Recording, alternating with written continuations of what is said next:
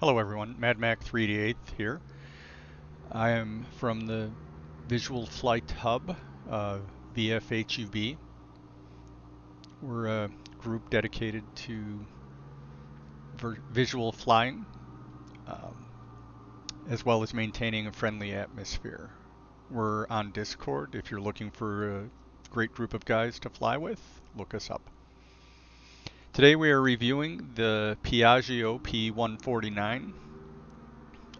This is a training aircraft that was designed by Piaggio in Italy and later sold to Focke Wulf in Germany as a trainer. It is a four-seat aircraft. Um, it has similar flight characteristics to a Cessna 172 in terms of speed, climb rate, descent rate.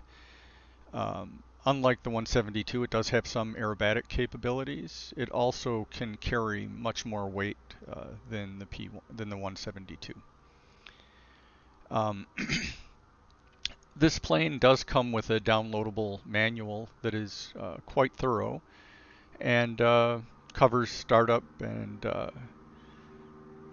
cruise procedures as well as landing procedures.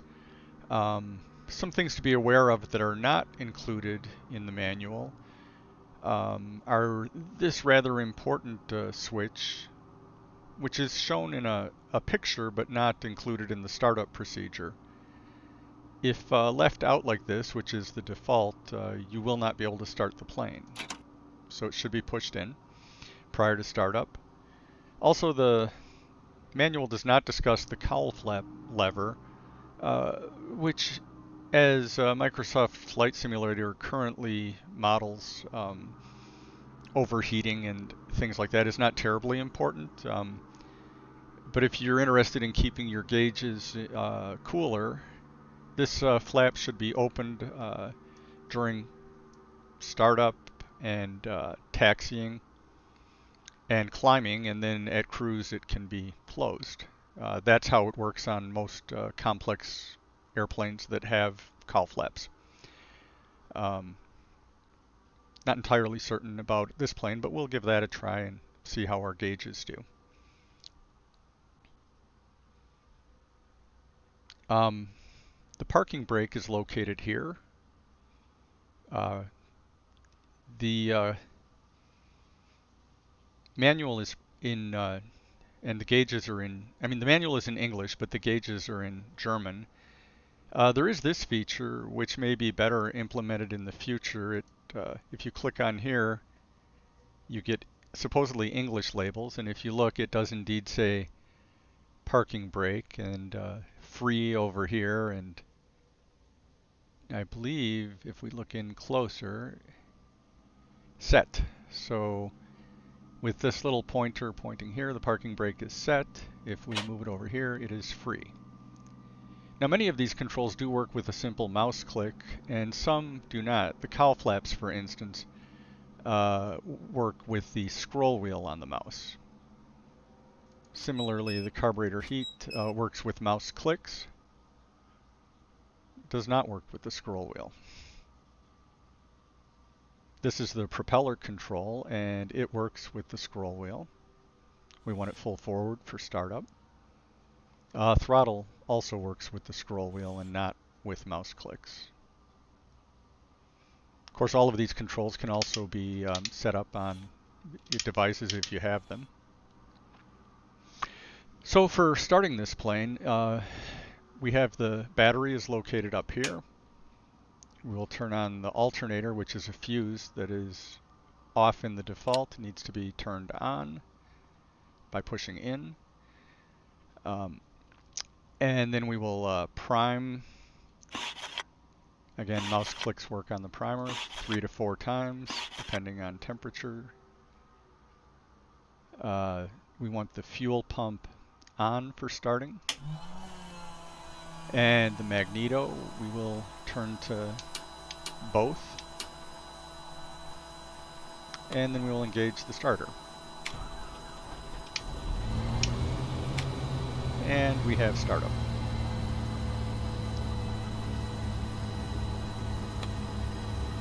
We can turn the fuel pump off.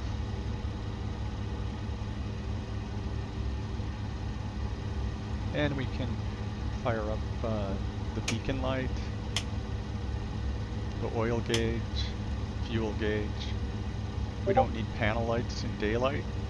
We don't need pitot height, heat in clear skies. We'll turn the gyro on, radio on, and ADF on, although we will not be using the ADF for today's flight. Radio knobs are also operable and can be turned on here.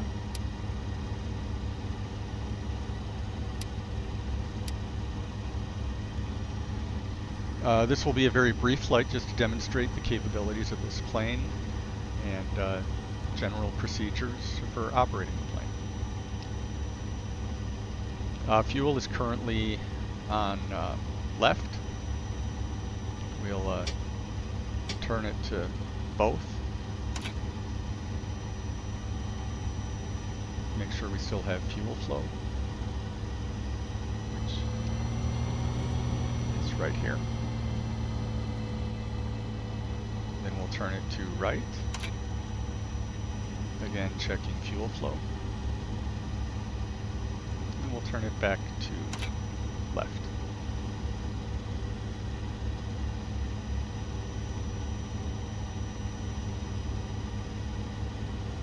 Okay.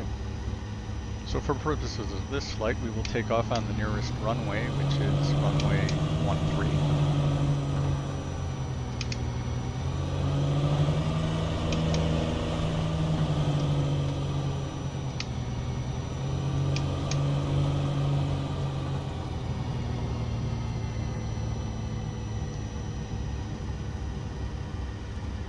And looking for incoming traffic, seeing none, we will taxi to the end of the runway.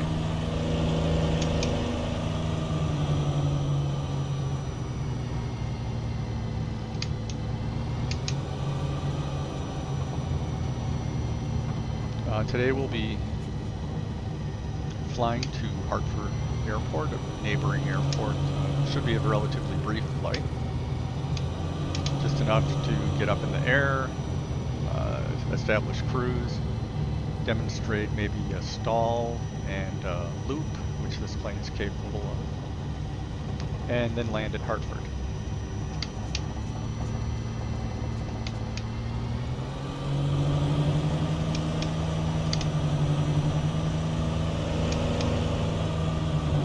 So procedure for takeoff is like many aircraft. Push the throttle all the way forward, prop pull forward, mixture pull forward, let the plane accelerate down the runway.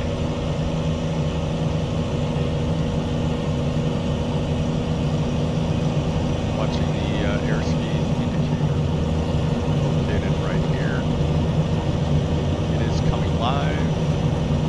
Yellow is the stall zone. We'd like to be free of that area, and it is coming into rotate. And landing gear lever. Hit it here, and it does indicate landing gear are up.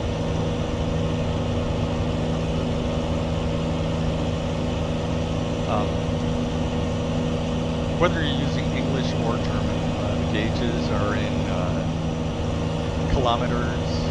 Some are in knots. The airspeed indicator, for instance, is in knots. And for instance, manifold pressure is in kilograms per centimeter, which doesn't help an American pilot who's used to inches per pound. Or I'm sorry, pounds per inch.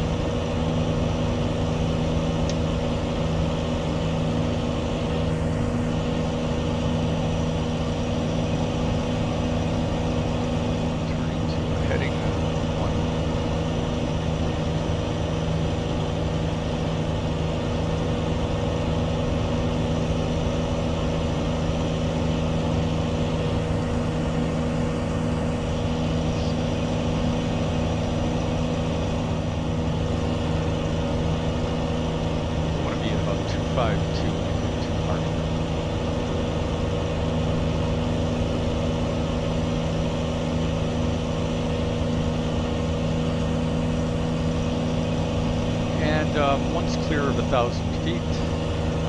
I should have turned the fuel pump on, but after being clear of 1,000 feet, we can turn it off. As you can see, it did not affect our climb very much. Manifold pressure should come back while climbing up, and RPMs can be turned back to 3,000.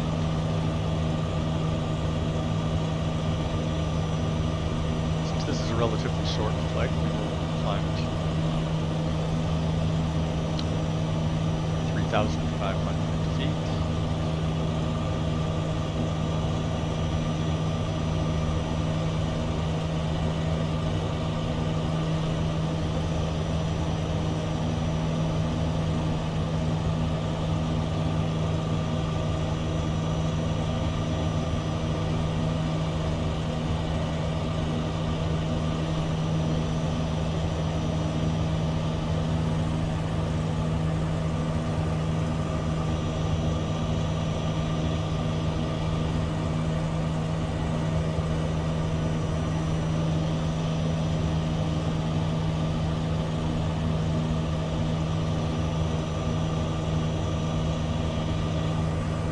And the settings for cruise in this plane are RPMs to 2075 and manifold pressure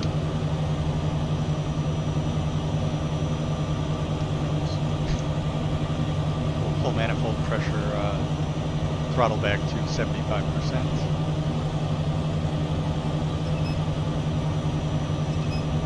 And then we'll set trim level flight with these settings.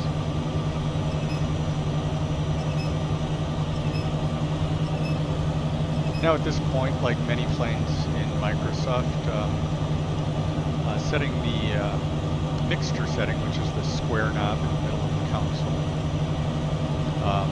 doesn't seem to have much of an impact on performance.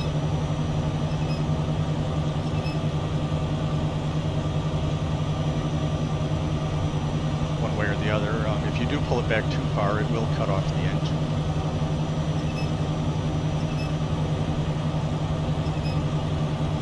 Again, the plane is continuing to accelerate, and I'm having to put down trim to maintain level flight.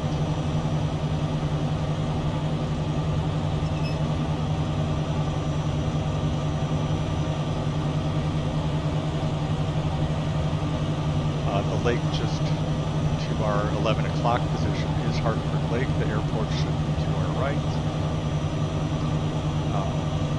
At this point, we will demonstrate a power-off stall. So we will go to the landing configuration with the power full back. We will lower the landing gear and put in flaps. And we'll maintain level flight as best we can as the plane continues to slow down. Now with full back pressure, the plane is dropping out of the sky. The nose still does not pitch forward, wings do not drop, but to recover from the stall, we'll put in full power, prop pull forward,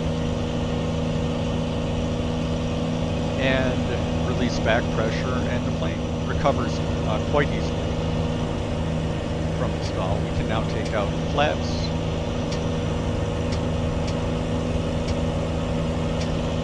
and raise the landing gear.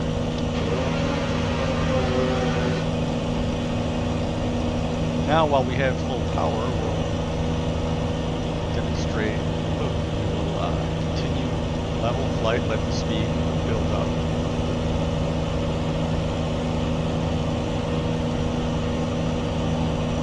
And with prop pull forward, throttle pull forward, we can simply apply smooth and firm back pressure on the yoke, and it will easily pull over the top.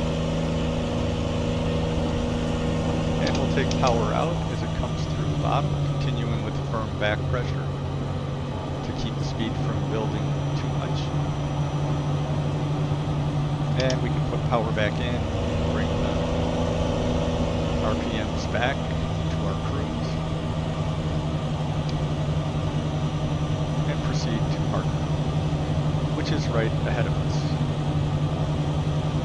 We'll just go ahead and do a straight-in landing for purposes of keeping the video shorter and more entertaining. So landing, we want to maintain the landing gear instructions are that it must be below 108 knots. Right now we're at 100 even, so we can drop the gear. We'll start reducing manifold pressure by pulling the throttle back. And we will put the propellers full forward, mixture full forward.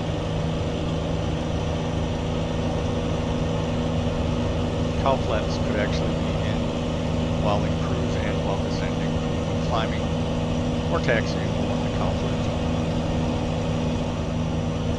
And we'll make sure we're in the flap zone, which is, I believe, indicated by the yellow markings here. Again, not quite how we do things in US of A. Flaps are coming down.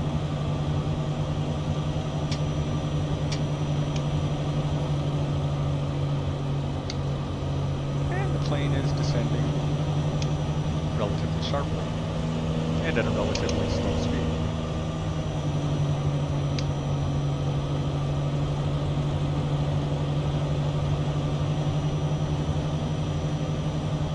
We'll maintain 80 knots for approach. We couldn't put on our landing lights, which are the two switches located up here.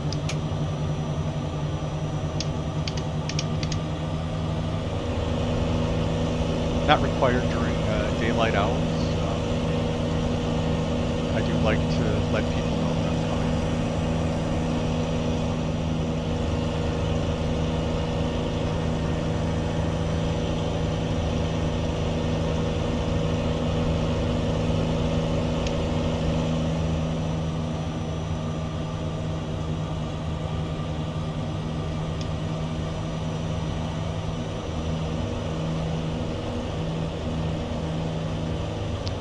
Also trim for a 500 foot per minute descent. Too steep at this point.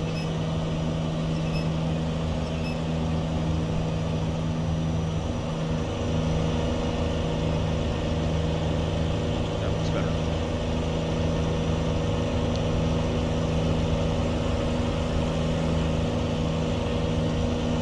Overall, you'll notice the squeaking when I turn the trim wheel and other signs of age in the aircraft, creaking and groaning. Overall, this feels sort of like a very authentic depiction of a World War II era airplane. It is fairly responsive and quite fun to fly. There are some challenges with particularly for American pilots with the gauges being in an unfamiliar language and unfamiliar units of measure. But again, without too much trouble, still quite enjoyable.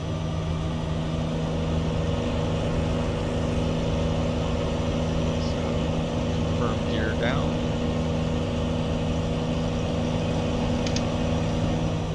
Pulling power out as we have the runway made, maintaining a descent, lining up on the runway, and beginning the flare.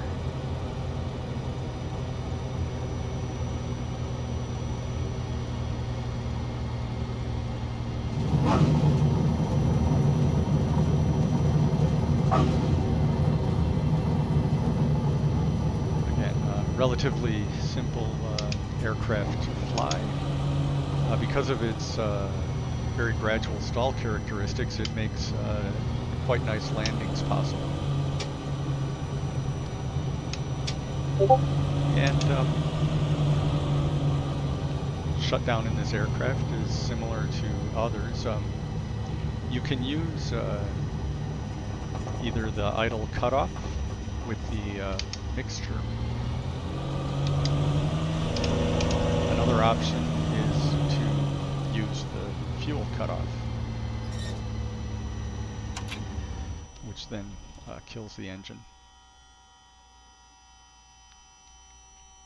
Then basically we can shut down the magnetos, the battery. There we have it. So this has been the Piaggio P149 by ATSimulations, reviewed by Mad Mac of the Visual Flight Hub. Again, if you're looking for a group of people to fly with, look us up on Discord. Thank you, and take care.